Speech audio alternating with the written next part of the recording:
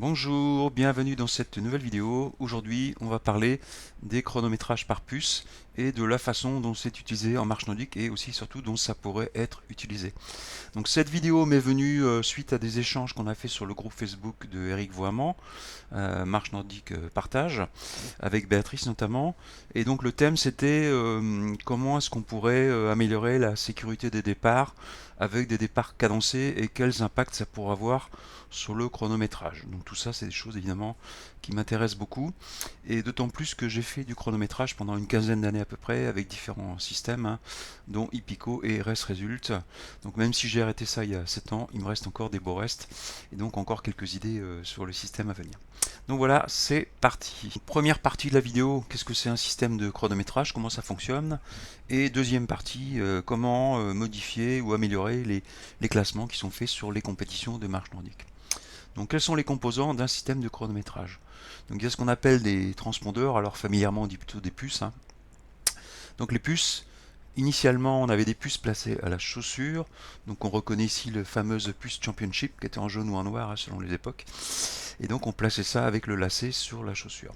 Ensuite sont apparus des sortes de petits tags, de petites mini cartes à puce on pourrait dire. Donc là on voit des systèmes Hippico dont je vous parlais tout de suite, que j'utilisais il y a quelques temps. Et maintenant de plus en plus on a des puces qui sont derrière les dossards. On voit ici la puce qui est collée derrière le dossard. Donc là vous reconnaissez ResResult qui est très utilisé dans notre région. Là.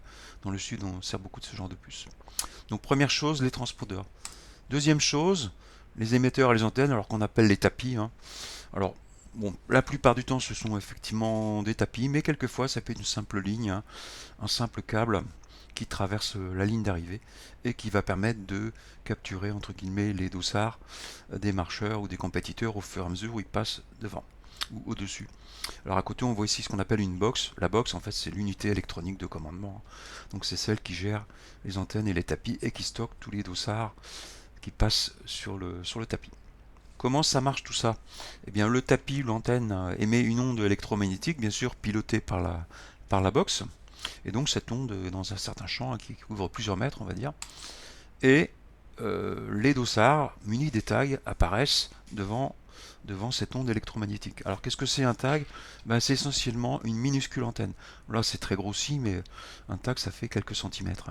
Donc en fait quand on regarde un tag en photo ou à l'ombre, on voit une grande ombre et en fait c'est simplement l'antenne du tag. En fait un tag c'est essentiellement constitué d'une antenne et d'un tout petit processeur avec une toute petite mémoire et donc qui est capable de parler à la box. Alors comment ça marche? Eh bien cette puce n'est habituellement pas alimentée.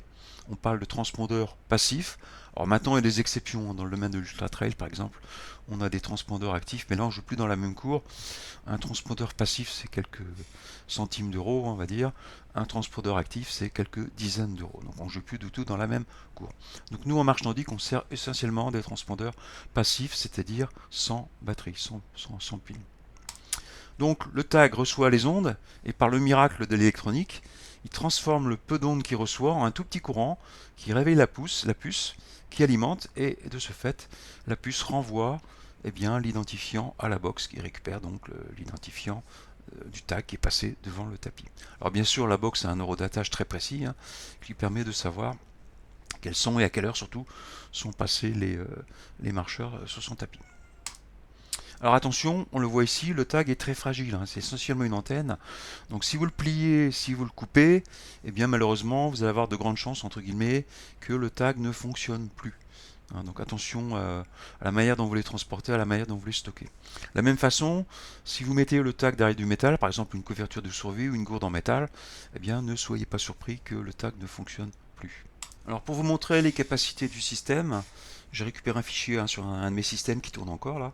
Et donc l'objectif c'était de classer 1100 coureurs. Et donc là j'ai récupéré le fichier des tags tel qu'il est récupéré, les tags qui passent devant le tapis de départ. Donc ça va donner une idée de la puissance du matériel. Donc ici, pour que ce soit plus clair, je l'ai mis sur Excel ce fichier là. Et en fait on a les minutes et les secondes auxquelles les coureurs, à l'occurrence ici des coureurs, passent devant le tag, l'antenne, pardon. Alors c'est très intéressant parce qu'on regarde, par exemple ici, si on regarde dans les 50 secondes, eh bien on voit qu'il y a eu 23 23 personnes qui sont passées dans une seconde sur le tapis. Donc ça vous donne une idée de la capacité. En fait, ces systèmes-là sont bien plus performants que des humains. Je me suis amusé souvent d'ailleurs à comparer des chronométreurs humains avec les tapis. Hein. Eh bien, il n'y a pas photo, hein. C'est inhumain. On ne peut pas faire ça. On ne peut pas cliquer 21 fois ou 23 fois en une seconde sans se tromper. Et en plus, sur une grande durée. Hein, si vous regardez, si le départ était à 9h45 à peu près, ouais, c'est ça, 9h45 quelque chose. Et en fait, ça s'est terminé. Hein, il y a eu 1000 coureurs. Enfin, j'ai mis que les 1000 premiers là. Donc ça s'est terminé en c'est terminé voilà en 1 minute 30, même pas en 1 minute 20, c'était fini. Hein. Donc imaginez-vous cliquer 1000 fois sur un chronomètre pendant 1 minute 20, bon, c'est quasiment impossible. On va parler maintenant de l'application à la marche nordique de ces systèmes-là hein, et les différents défis auxquels on va se confronter, hein, parce que vous allez voir, c'est pas si simple. Donc, en fait, il y a plein de choses à prendre en compte. Hein. Bon, d'abord, la sécurité et le confort des marcheurs, hein, ça c'est évidemment un des premiers sujets. La fiabilité des résultats, c'est pas le tout d'avoir un chronométrage, mais si les données qui sortent sont inintéressantes, ça sert à rien. Le prix des solutions, ça peut être un facteur pour les organisateurs. La faisabilité technique, hein, c'est pas le tout d'imaginer des systèmes, mais encore faut-il que les chronométreurs sachent le faire. Et aussi, et surtout, c'est pour ça que je l'ai mis en rouge, le réglementaire. Hein, on dépend d'une fédération, et la fédération a une certaine manière de comptabiliser les choses, et on peut bien sûr pas aller outre. On ne peut pas passer au travers de ces règlements. Alors, sécurité confort, donc tous ceux qui ont vu ou encore mieux participé à un départ de marche nordique le savent, eh bien c'est un moment très intense et très stressant.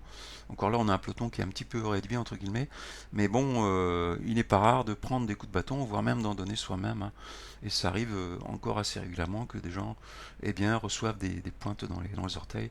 Et donc on sent qu'il y a quelque chose quand même qui est assez dangereux. Hein. Donc l'idée sous-jacente de ça, c'est est-ce qu'on pourrait éviter ces problèmes-là et diminuer la dangerosité de la chose et faciliter, donner un meilleur confort aux marcheurs en fait. Alors ça a déjà été fait avec des vagues. Typiquement, les hommes et les femmes séparés. En fait, on a divisé le peloton en deux. Et donc, ça a permis comme ça de diminuer le nombre de personnes et de là le nombre de risques. Alors, il y a des tentatives qui ont été faites. Hein, je parlais tout à l'heure de Eric et de Béatrice. Donc, il y a déjà des essais qui ont été faits dans des clubs de cadencer les marcheurs par petits groupes. Donc l'idée, c'est à peu près la même idée que le contre-la-montre, hein, à ceci près qu'on a... Ça ressemble au contre-la-montre par équipe, des vélos d'ailleurs, c'est à peu près ça.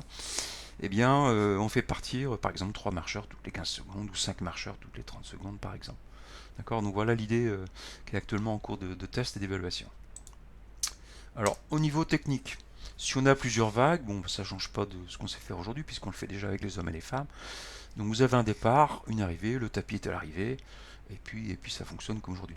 Alors à ceci près, une petite info supplémentaire, quelquefois vous voyez 2 tapis sur la ligne d'arrivée, effectivement les bons chronométreurs font ça. La raison c'est qu'on est très dépendant de la box et du tapis. Et si pour une raison ou pour une autre il y a une panne ou une coupure, eh bien le fait d'avoir 2 tapis, donc les systèmes en double, eh bien vous permet d'assurer quand même le classement. Imaginez un championnat de France par exemple, où il n'y aurait pas de classement parce qu'il y a eu un fil d'arraché, eh bien c'est extrêmement dommage. Alors les départs cadencés, par contre, ça doit changer la donne, parce qu'il va falloir mettre un tapis en plus au départ, pour vérifier que eh bien, le temps de course, en fait, c'est la différence entre le temps d'arrivée, enfin l'heure de passage d'arrivée et l'heure de passage de départ. Donc c'est beaucoup plus contraignant de ce niveau-là. Alors même principe, et là aussi pour les mêmes raisons, eh bien on peut avoir fortement intérêt à doubler le matériel aussi bien au départ qu'à l'arrivée. Mais en tout état de cause, c'est des choses qu'on sait faire, techniquement. Le réglementaire. Alors avec plusieurs vagues, bon, je viens de vous le dire, la FFA accepte déjà les départs hommes-femmes. Bon, c'est des choses qu'on sait faire. Alors, juste à voir quand même s'il n'y a pas de limite sur le nombre de vagues. Bon, je ne suis pas très inquiet là-dessus parce que quand on regarde ce qui se passe dans les marathons, eh bien, les grands marathons, c'est assez fréquent qu'il y ait 7, 8, 9, 10 vagues. Sur les très gros marathons, ils font des vagues de 2000 coureurs à peu près. Et donc, on arrive facilement à 10 vagues et plus. Donc, c'est des choses qu'on connaît déjà dans le monde de la course à pied. Hein, le nombre de vagues est assez important. Mais à voir quand même. Alors, par contre, le départ cadencé, donc je viens de vous le dire tout à l'heure, en fait, on fait partir n coureurs ou n marcheurs toutes les x secondes. Alors c'est quelque chose que j'ai fréquenté, moi que j'ai pratiqué d'ailleurs sur mes propres systèmes. On faisait partir 2 ou même 4 marcheurs toutes les 15 ou 20 secondes. C'est exactement ce que l'on faisait. Alors attention, au niveau réglementaire, on dépend de la FFA, je l'ai dit tout à l'heure. Effectivement, c'est eux qui valident les temps, hein, c'est quand même eux qui sont responsables des temps qu'on fait. Donc il ne s'agit pas de faire n'importe quoi. Et donc si eux ne sont pas en mesure de contrôler ce qui se passe, c'est pas la peine, ils ne peuvent pas être élevés de classement. Et donc ils ont déjà prévu les choses, puisque les puces, hein, ça existe depuis pas mal d'années déjà, hein, c'est presque 20 ans maintenant, même plus de 20 ans.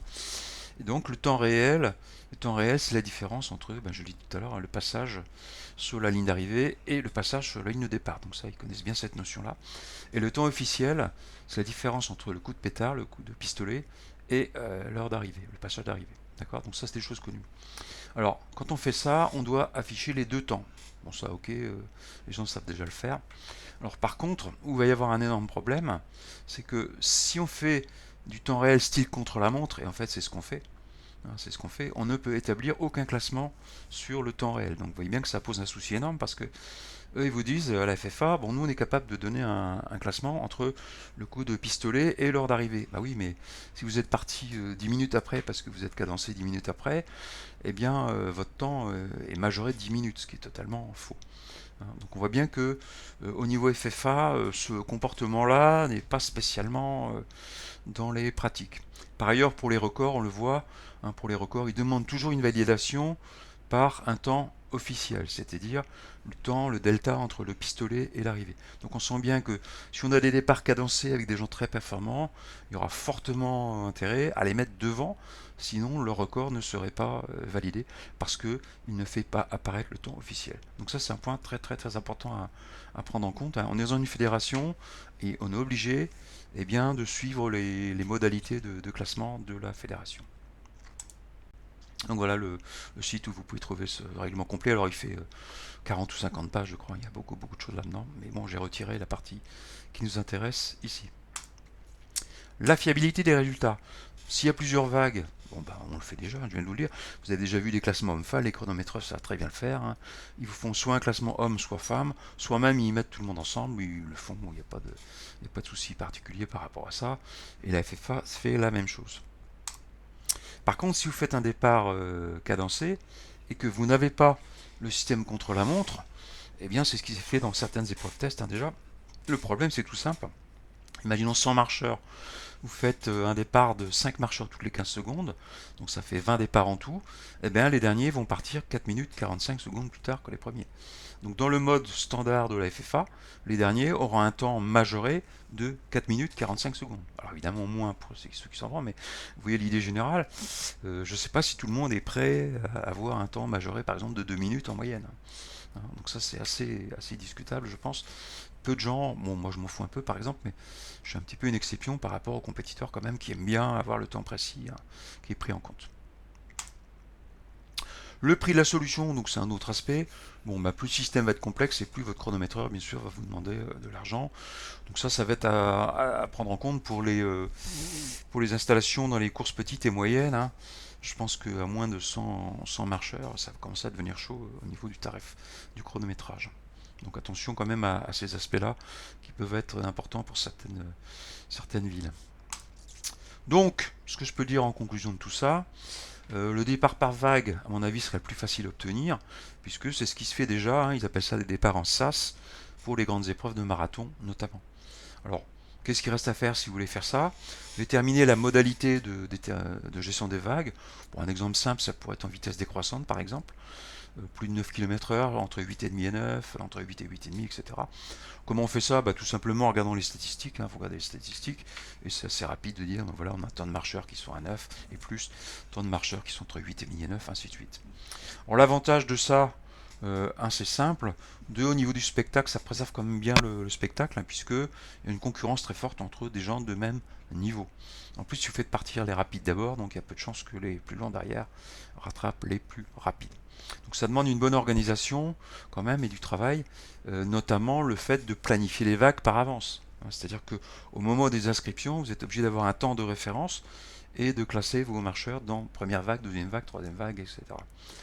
Dernier point pour cet aspect-là, vérifier que les chronométreurs Normalement ils le font, mais bon, validez quand même que si vous avez 6 vagues, ils sont capables de gérer 6 vagues, et que la FFA accepte aussi votre nombre de vagues. Donc ça, c'est des choses qui sont à vérifier, mais ça paraît tout à fait du domaine du possible au vu de ce qui se passe dans les marathons. Alors par contre, les départs cadencés, bon, on le voit bien, soit vous allez avoir un traitement contre la montre, sinon c'est pas la peine, ça ne marchera pas.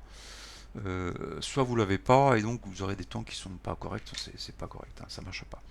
Donc attention, je suis bien placé pour autant avoir fait du chronométrage contre la montre justement. Il n'y a pas beaucoup de gens qui font ça et qui aiment ça, hein, c'est très très particulier. Ça nécessite de faire des choses. Alors ça se fait de deux manières. Soit on préalloue par avance un temps de départ différé. Par exemple, vous dites ces personnes partent à 30 secondes, à une minute, une 30, etc. Beaucoup de travail en amont, hein, pour préparer tout ça. Soit vous faites passer les gens sur le tapis de départ, et là ça permet une plus grande souplesse. Alors vous éloignez bien sûr les partants du tapis parce que sinon ils seront détectés à tort. Ça c'est très important. Quand vous faites ça, il faut absolument éloigner les gens du tapis. Alors d'expérience que j'ai, moi il y a des tapis qui peuvent capter à plusieurs mètres, hein, voire même dans certains cas extrêmes à plus de 10 mètres. Par exemple, si vous mettez des barrières métalliques, ça transmet l'onde électromagnétique qui peut être détectée par les tapis. Donc tout ça, c'est des expériences à faire avant et dans les conditions de réel. Si vous voulez faire ça, vraiment, je vous conseille d'y aller avec des pincettes, hein, pour bien regarder ce qui se passe. Donc, pour finir, bon, ce sont des expériences personnelles, hein, des avis personnels. Bon, après, il y a les faits. Hein, les faits, c'est ce que le matériel peut faire, ce que les chronométreurs peuvent faire, ce que la FFA peut faire. Donc tout ça, c'est à vous de tenir compte de tout ça. Bon, je pense que c'est bien d'échanger entre vous, de discuter entre vous pour voir ce que vous pouvez faire. Voilà, merci de nous avoir écoutés. N'hésitez pas à vous abonner pour être au courant des nouvelles vidéos et à bientôt.